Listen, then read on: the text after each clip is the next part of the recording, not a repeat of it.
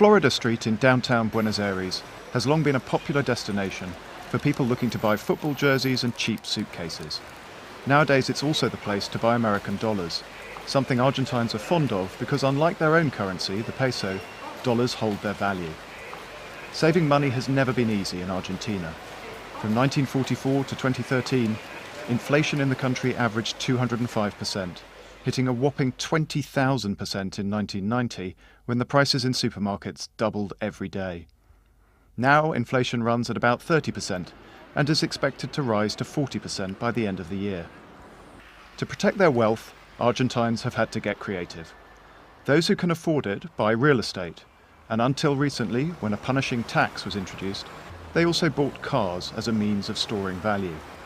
But for a long time, the most common savings maneuver in Argentina has been to buy dollars.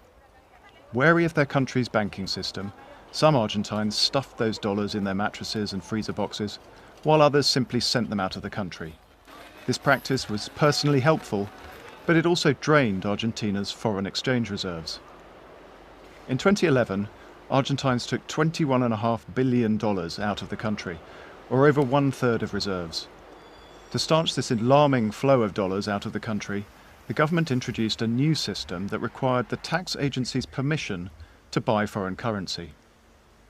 Hopeful buyers were usually denied, while the Argentine government sold around $80 billion to savers between 2007 and 2011.